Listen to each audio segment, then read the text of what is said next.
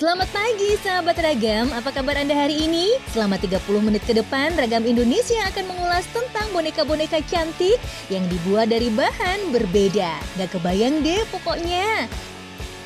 Terus kita akan belajar membuat kreasi kuliner warna-warni dan nikmat dan mengenal hewan-hewan di sekitar kita yang diyakini bisa membantu terapi kesehatan dan untuk obat.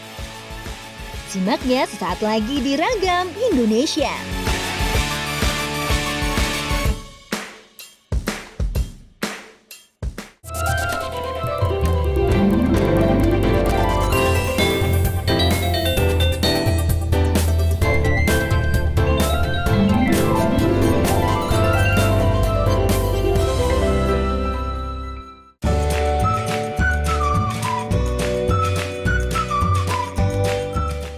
Kelihatannya enak tuh, bikin lapar deh. Kita icip-icip yuk. Eits, tunggu dulu. Jangan sembarangan makan. Itu kan cuma boneka. Boneka? Kok bentuknya mirip banget ya sama makanan? Duh, ada-ada aja deh. Tenang sahabat, bentuknya yang mirip makanan memang disengaja. Namanya aja boneka replika makanan. Mulai dari burger, biskuit, dan bentuk-bentuk menarik lainnya. Keren kan? Tampilannya nyaris menipu mata. Gimana buatnya sih? Nah, yang perlu kita persiapkan adalah pola bonekanya terlebih dahulu. Mau bikin bentuk apa nih? Soalnya jenisnya sangat beragam. Jika sudah dibuat pola yang diinginkan, gunting bahan sesuai pola. Baru deh dijahit. Awas, jahitnya yang rapi ya, supaya hasilnya juga sempurna. Beres deh jahitnya. Sekarang waktunya untuk mengisi boneka dengan dakron. Kenapa dipilih bahan dakron? Karena empuk dan nyaman dipegang sahabat. Nah, jika sudah terisi penuh, jahit kembali secara manual. Tahap terakhir adalah finishing. Boneka replika dicek dengan seksama dan dilengkapi bagian-bagian lainnya. Sambungkan antar bagian dengan dijahit. Yang kuat ya, jangan sampai mudah terlepas jahitannya. Untuk boneka bentuk burger, cara membuatnya hampir sama.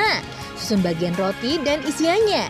Sambung dengan menggunakan lem dan jahit sedikit agar lebih merekat. Wah, sudah jadi nih sahabat. Boneka bentuk makanan ini dijual secara online dengan harga antara Rp15.000 sampai Rp150.000. Tergantung bentuk, ukuran, dan tingkat kerumitannya. Gak cuma di Indonesia, boneka replika makanan ini peminatnya datang dari Malaysia, Brunei Darussalam, dan Singapura. Wah, hebat ya!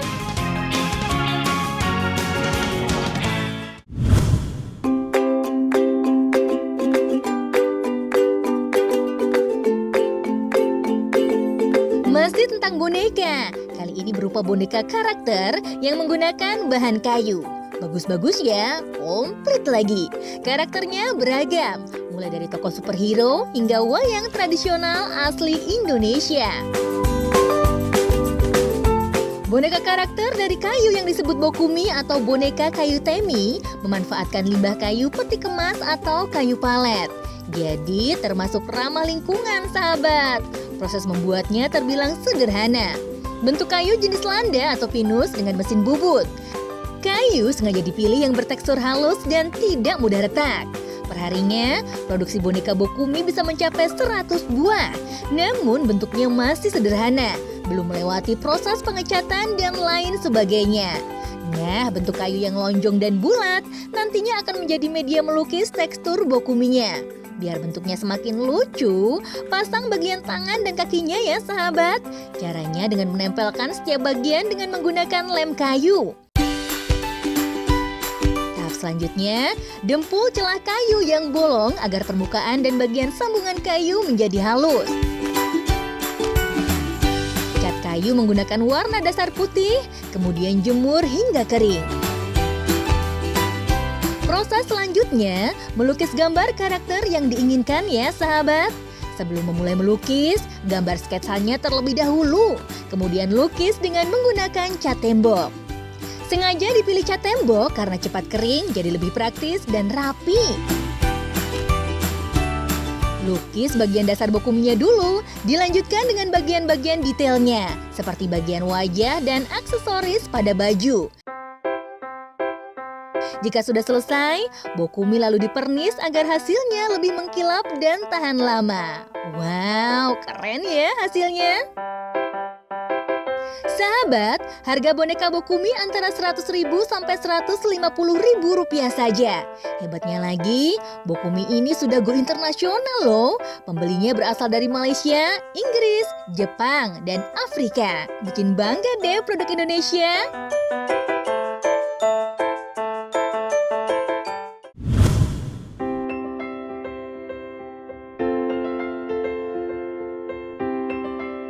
Sekarang waktunya untuk menghangatkan buah hati Anda dengan balmut.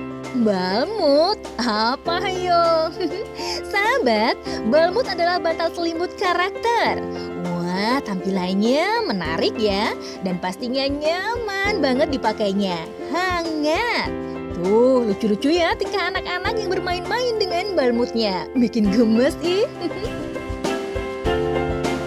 Nah, langsung aja kita lihat proses pembuatannya ya. Siapa tahu sahabat nantinya ingin membuatnya sendiri di rumah. Buat polanya dulu ya, gambar pola pada bahan kain makro pola kli yang akan dipakai. Kain makro pola kli sengaja dipilih karena lembut, mudah dibersihkan, dan aman untuk bayi. Potong kain sesuai dengan gambar pola. Kali ini kita akan membuat balmut karakter penguin ya sahabat. Tempelkan mata, pipi, dan mulutnya dengan lem tembak. Lalu buat kaki penguinnya.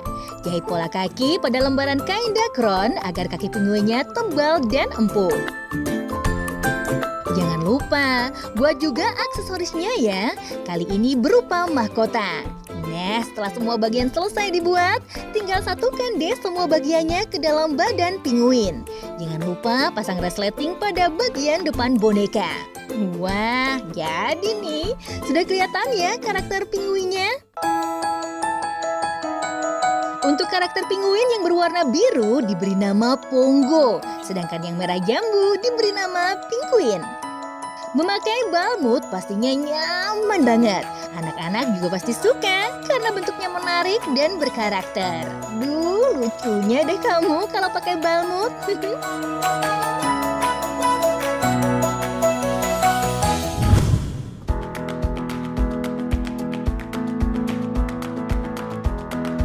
Seru ya belajar bikin boneka unik yang lucu-lucu. Tapi kok jadi lapar ya? Cari cemilan yuk, kita pilih yang sehat deh dan yang warnanya beragam. Sahabat, bagi penggemar es campur pasti sudah tak asing lagi dengan buah yang satu ini, namanya kolang-kaling. Tapi kalau dibuat keripik, pasti banyak yang belum tahu dong. Nah, kali ini kita akan membuat kreasi cemilan keripik yang terbuat dari kolang-kaling. Dibuat dengan warna-warni menarik dengan bahan yang alami. Kita petik kolang-kalingnya dulu ya. Kolang-kaling berasal dari pohon aren yang termasuk jenis pohon palem-paleman. Tuh, buahnya bergerombol banyak banget. Tapi awas, jangan sampai kena getahnya ya, bisa gatal. Makanya, untuk menghilangkan getah yang bikin gatal, kolang-kaling harus direbus dulu selama kurang lebih 4 jam. Baru deh diproses lebih lanjut. Kolang-kaling yang baik kualitasnya tidak berlendir dan terasa kenyal. Aromanya juga tidak asam sahabat. Setelah dipotong, rendam kolang-kaling selama 4 jam agar teksturnya tambah kenyal dan warnanya menjadi transparan. Tinggal dibikin keripik deh. Membuat keripik kolang-kaling nggak susah kok sahabat. Kita haluskan dulu kolang-kalingnya dengan menggunakan blender ya. Kemudian tambahkan daun jeruk purut, kunyit, dan rempah-rempah lainnya. Beri tepung tapioka supaya adonan lebih kenyal dan mudah dibentuk. Aduk deh hingga tercampur rata. Setelah menjadi adonan, masukkan ke dalam plastik yang sudah dilubangi pada bagian ujungnya. Cetak pada loyang yang sudah disediakan. Ratakan dengan menggunakan sendok. Agar tampilannya lebih menarik, adonan keripik diberi pewarna makanan. Tenang, pewarnanya aman kok karena dibuat dari bahan alami. Warna merah didapat dari buah naga, sedangkan hijau dari daun pandan. Kukus adonan selama kurang lebih 5 menit. Angkat, jemur hingga kering, sampai kadar airnya menghilang. Biasanya sih, proses penjemuran memakan waktu sampai 2 hari, sahabat. Nah, jika sudah kering, tinggal digoreng deh di api sedang agar matangnya merata dan renyah. Untuk satu kemasan keripik kolang-kaling dijual dengan harga Rp5.000 saja. Jangan remehkan khasiat yang terkandung di dalamnya loh, sahabat. Karena terbukti kolang-kaling kaya vitamin, kalsium, zat besi, fosfor, dan karbohidrat. Tentunya enak dan sehat.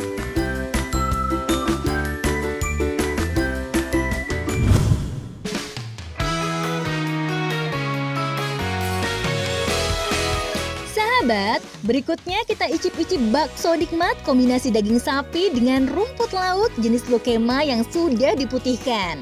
Menyehatkan dong, dan dijamin bebas bahan pengawet deh. Sebelum dicampur dengan daging untuk dibuat bakso, bersihkan dulu rumput lautnya ya. Lalu campur dengan telur ayam, blender sampai halus. Bumbui daging sapi giling yang sudah bercampur tepung. Bumbunya simpel, berupa bawang putih halus dan bawang merah goreng. Nah, berhubung baksonya dibuat tanpa MSG dan pengawet, jadi bawang putih dan bawang merahnya harus banyak ya. Selanjutnya, campur adonan daging sapi dengan adonan rumput laut lainnya. Rumput laut membuat bakso semakin kenyal loh, sahabat. Agar tampilannya lebih menarik, yuk kita warnai terlebih dahulu baksonya. Bagi adonan bakso menjadi beberapa bagian, warnai dengan pewarna alami. Untuk hijau menggunakan daun sawi, warna jingga menggunakan wortel, dan warna ungu menggunakan ubi ungu. Cetak bulat-bulat adonan bakso. Masukkan ke dalam air mendidih.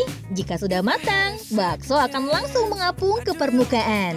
Sajikan deh sesuai selera. Enak pokoknya. Gurih, kenyal, dan kaya serat. Mantap deh.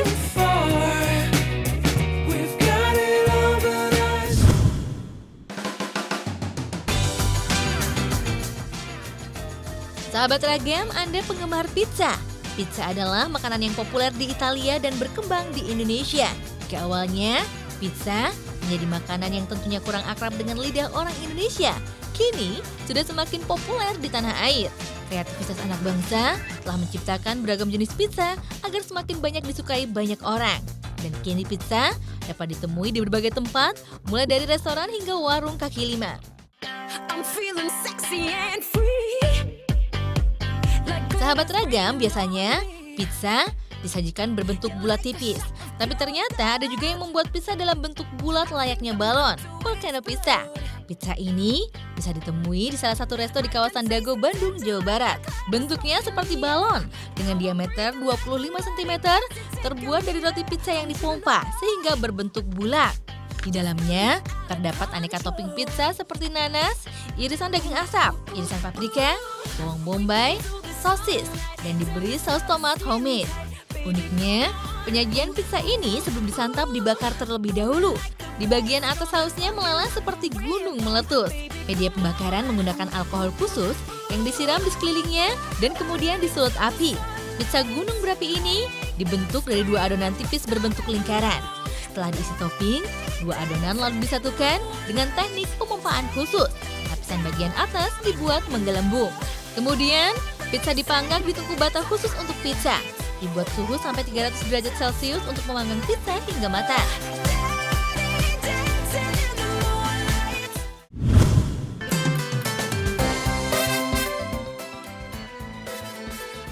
Untuk pizza yang satu ini juga bukan pizza biasa. Bentuknya persegi dengan pinggiran kering seperti pastel. Ada bagian penutup seperti laptop. Kalau dibuka, butter rice bercampur kacang polong, jagung, keju mozzarella bertabur topping pizza pun akan langsung menyambut dan dijamin menggoyang lidah Anda. Pizza nasi, hasil penyandingan antara makanan barat yaitu pizza dan makanan khas timur yaitu nasi. Perpaduannya tidak sembarangan. Apalagi dengan bentuk yang unik, pizza nasi dijamin akrab dengan lidah Anda. Komposisinya yang agak berat, karena disandingkan dengan nasi, tentu akan membuat perut dengan cepat lebih kenyang. Dan sebaiknya, pizza nasi disajikan ketika perut memang sudah benar-benar lapar. Tidak seperti pizza lain yang berbentuk bulat, khusus pizza nasi ini memang berbentuk persegi. Setelah adonan roti jadi, oleskan saus, lalu simpan nasi yang sudah matang ke dalamnya hanya setengah bagian. Lalu taburkan topping, diantaranya all meat, lidah sapi, yang dilanjutkan dengan menutup nasi dengan adonan roti yang tersisa.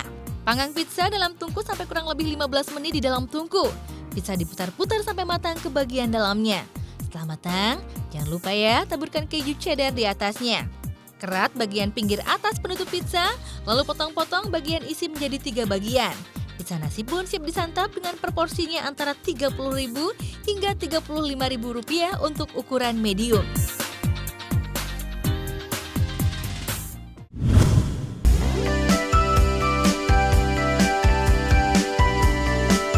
Wih, banyak bener lebahnya.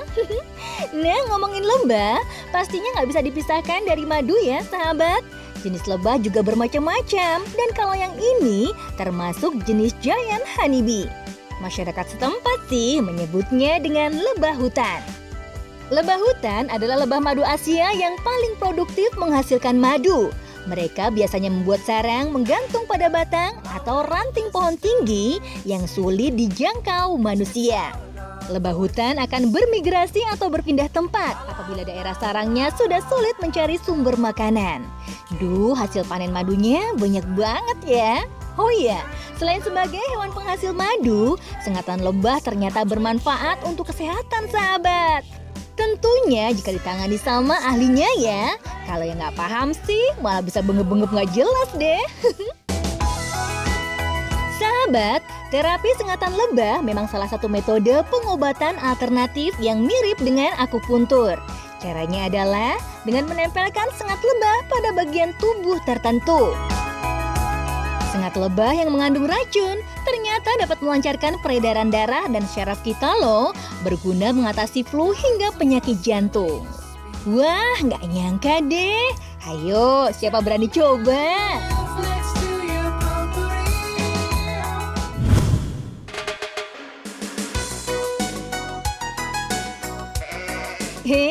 Lagi pada ngapain tuh anak-anak? Cip-cip apa sih? Oh, ternyata lagi cari undur-undur toh.